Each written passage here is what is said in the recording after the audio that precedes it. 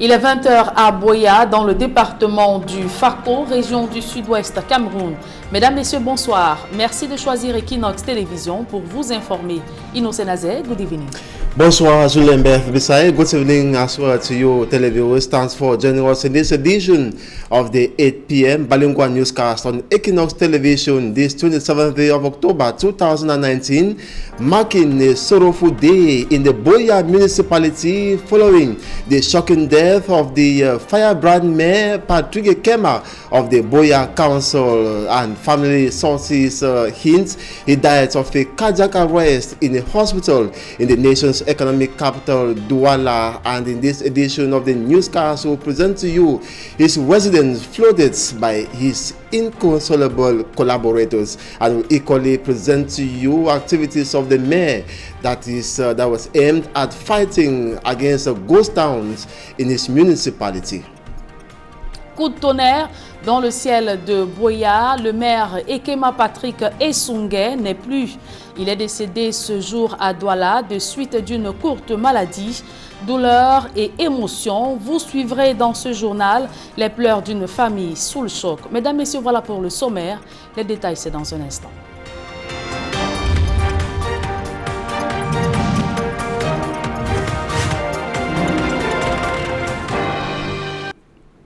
Une fois de plus, bonsoir à toutes et à tous. Heureuse de vous savoir devant votre téléviseur pour vous informer sur Equinox Télévision.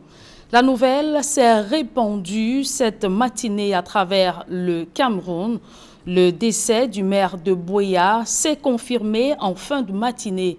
Patrick Ekema Esungé a succombé à un arrêt cardiaque ce dimanche à Douala. À la tête de la municipalité depuis 6 ans, il s'est énergiquement opposé aux revendications exprimées dans le cadre de la crise anglophone. Je vous suggère d'écouter les pleurs des membres de sa famille.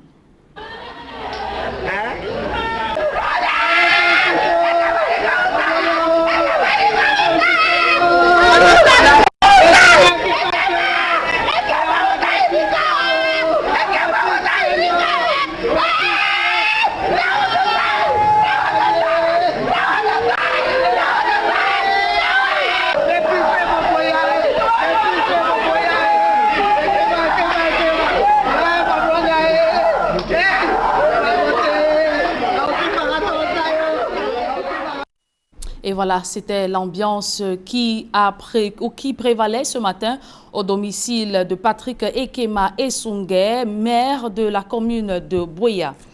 Il est l'une des figures de la lutte pour l'indépendance du Cameroun et le doyen des chefs traditionnels de la région de l'Ouest. Sa Majesté Jean Ramo Sokundjou, roi des Bamendjou, prend la parole ce soir dès 20h30 sur Equinox Télévision dans votre émission La Vérité en face. Il analysera et décryptera les sujets d'actualité au Cameroun. Évoquons à présent le soutien du programme des Nations Unies pour le développement aux jeunes entrepreneurs camerounais. Le PNUD vient d'accorder une subvention de $300 000, soit 135 millions de francs CFA, pour accompagner 60 projets de développement montés par des jeunes. L'initiative rentre dans le cadre du programme d'insertion socio-professionnelle des jeunes au Cameroun. Joël Essengue et Aïk Cyril. Des signatures accompagné de poignées de main pour marquer l'octroi d'une subvention de $300 000, soit 150 millions de francs CFA, par le programme des Nations Unies pour le développement au lauréat du Youth Entrepreneurship Innovation Challenge. Cette convention consiste à leur donner des petits fonds de démarrage pour qu'ils puissent mener à bien leur activité et surtout que ça puisse aboutir à de la création d'activités et de la création d'emplois. Le PNUD est très content d'accompagner cette initiative et il y aura une revue à mi-parcours qui se fera dans quelques mois. Sur la base de ces résultats, ça va nous permettre d'approcher nos partenaires pour leur montrer les résultats que cette démarche obtient. Il y avait 1300 jeunes au départ. Un premier tri a permis de retenir 60 jeunes qui ont par la suite bénéficié des formations sur l'entrepreneuriat et le développement des plans des affaires, des visites en entreprise et des sessions de pitch devant un panel d'experts. Un bootcamp qui s'est achevé par la sélection définitive des 30 meilleurs projets. Je suis le porteur du projet Jam Alert. Notre application justement va venir challenger le problème des bouchons que nous rencontrons dans les grandes villes. Nous allons partir sur une base de tracking et d'intelligence artificielle dans la mesure où nous allons utiliser des capteurs pour pouvoir, les capteurs qui sont installés dans les véhicules des particuliers ou bien dans les véhicules des chauffeurs de moto-taxi. Nous allons donc traquer ces informations et à partir des informations qui nous seront fournies, nous allons pouvoir évaluer à travers justement la technologie de géolocalisation et le traitement des données qui nous seront parvenues. Nous pourrons savoir à quel moment il y a ces embouteillages. Mon projet s'intitule Saucisson de poisson made in Cameroun. Ce sont des saucissons faits à base de poissons frais, des poissons qui proviennent des étangs de nos pisciculteurs camerounais. Donc on a remarqué qu'au Cameroun, on consomme beaucoup de poissons congelés et on consomme même beaucoup de viande en général.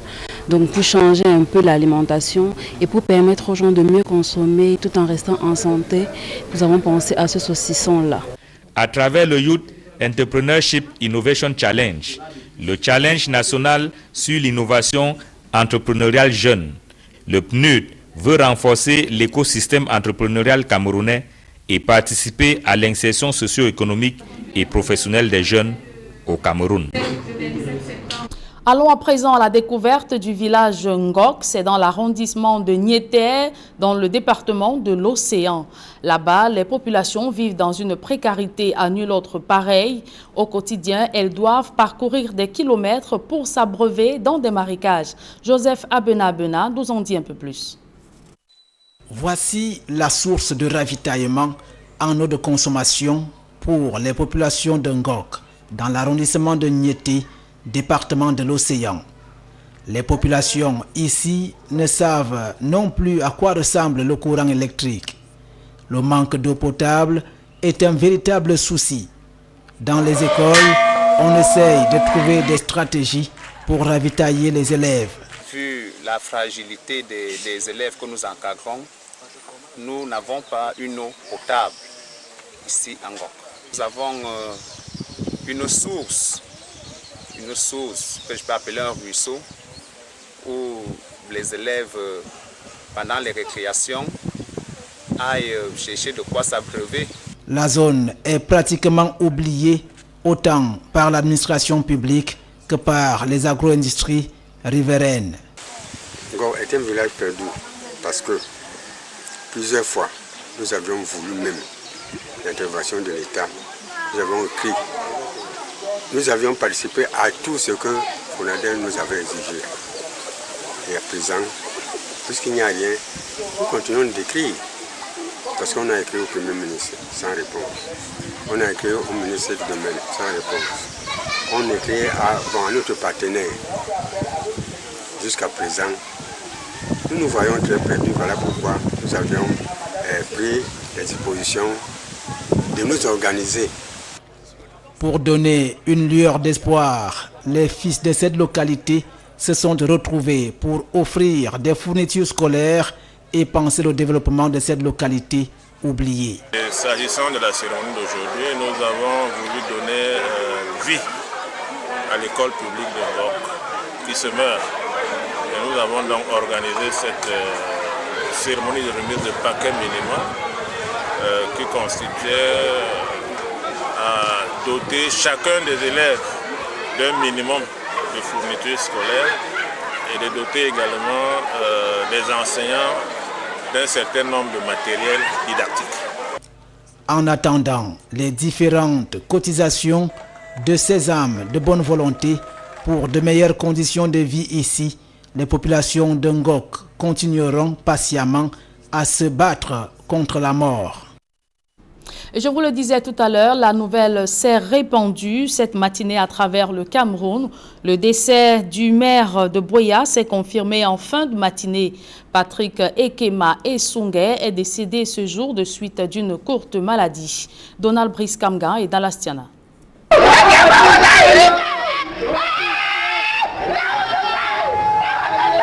C'est la peine chez les proches de Patrick Ekema Esungé à Boya, dans le sud-ouest. L'ambiance est lourde au domicile du maire où les membres de la famille et des curieux ont convergé après le décès du maître des lieux.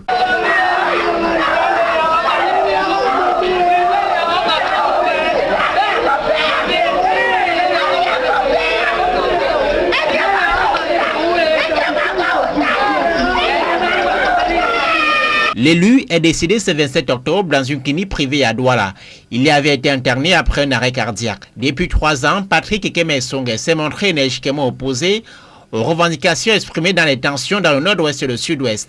L'expression la plus marquée de ce positionnement, c'est sa fronde contre le projet de tenue de la 3e conférence générale anglophone, initiée par le cardinal Christian Toumi.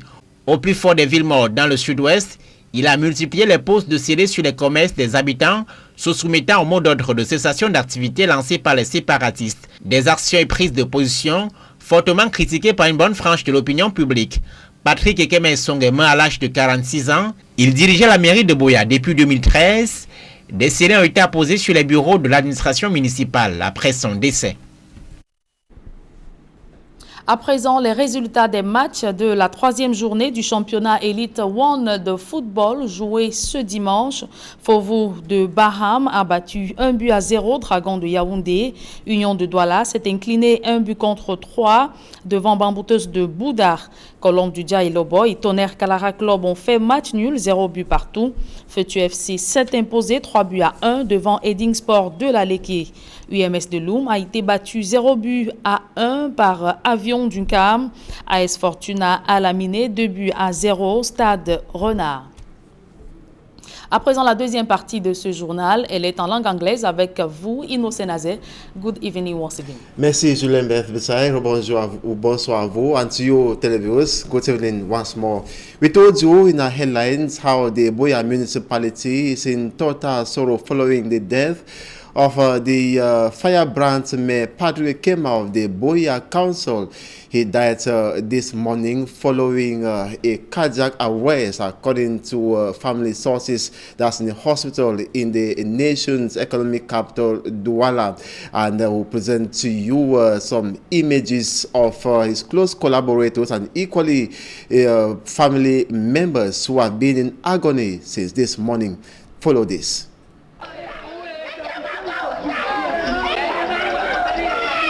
L'élu est décédé ce 27 octobre dans une clinique privée à Douala. We'll allow you to live the moment that the family of Mayor Patrick Ekema and equally his close collaborators went through throughout today.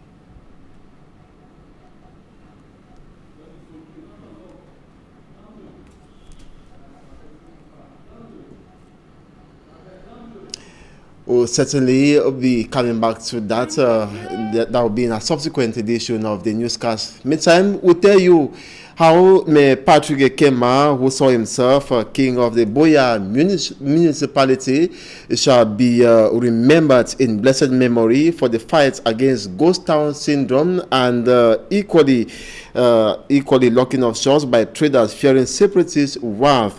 And he did so by seizing taxi and motorbikes, at times fueling some to keep the streets busy and selling shops of those who did not obey. Open shops others. Also, he is known to have had powers which he noted could not be challenged by even the President of the Republic, Paul Biya. Mayor Patrick Ekema had also forbidden the Anglophone General Conference from holding in Buea, ordering conveners to take it to Bamenda, chief town of the Northwest region. The CPDM supporter was against secession and also surrounded by heavily armed military men, and he equally took part in the just ended major national dialogue to find solutions to the Anglophone crisis, which has been existing for over 3 years today. Many criticize he gains admission into the University of Buea with a fake certificate, and the 46-year-old Patrick Ekema served as mayor of the Buea Council since 2013. And we now talk about the installation of the new divisional officer. That's a new divisional officer of the municipality, which equally or division that's equally in the Buea or equally in the southwest region of the country. The installation ceremony was witnessed by our reporter, Derek Jato. He tells us more. Mindful of the Kumbo Abedimo subdivision has a new divisional officer. Ladies and gentlemen, the entire population of Kumbo Abedimo, in compliance with the presidential decree which has just been brought to your attention, this is your new subdivisional officer. Mr. Chafa Super Mbipe, take command. This ceremony is taking place in Aqua, the divisional headquarters of this maritime zone of the Indian Division. And Fowang Lawrence, Senior Divisional Officer for Indian Division, officiating the ceremony, reminded Chafak Isufak Mbipe, the incoming Divisional Officer, Officer Simon, to develop a subdivision. Cameroonians fought with all their might, and some paying the ultimate price for the land of Bakassi. I entreated him to be vigilant, to remain very, very vigilant, knowing fully well that Kumbo Abedimo is a strategic and has his own specificity. And you should know that Cameroonians spilled their blood here in order for us to regain this subdivision. He has to be very, very well, and for him to be vigilant, it means that he has to be permanent and fixed. I think that was the main message, and he should promote cohesion, living together. Elections are almost here, the Chief Commander of Indian Division stressed, and as the Divisional Officer for Kumbo Abedimo Subdivision, protecting election materials, supervising and making sure that all the activities unfold in total conviviality should be top on his agenda. Fowang Lawrence, Indian Senior Divisional Officer at. I also called on him to follow up all the activities of ELECAM, knowing fully well that legislative and municipal elections will take place in Cameroon in February 2020. I'm sure with his academic background and the post he has occupied elsewhere is going to be up to the task. But in any case, I'm there as a senior divisional officer to put it on the right track. Thank you very much.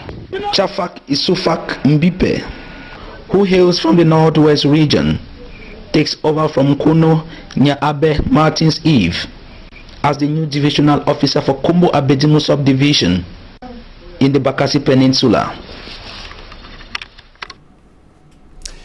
And now in sports, we present to you results of match day 3 of the Professional Elite One Championship. Those were matches played today, that's Sunday, October 27, 2019, and Fuvo defeated Dragon by 1-0, while Union of Douala Basto Bambotos of Boda by 1-3. Colombe and Tone Kalara drew 0-0. Fortune FC defeated Eding by 3-1, and equally UMS of Loom bowing to Avion FC, that's 0-1. And it should be noted that delay matches of match day 3 will be played. That will be on Monday, and equally Wednesday. Kanong will take on either Astral or PWD of Bamenda, and equally APGS will take on Young Sports Academy of Bamenda. Panther will face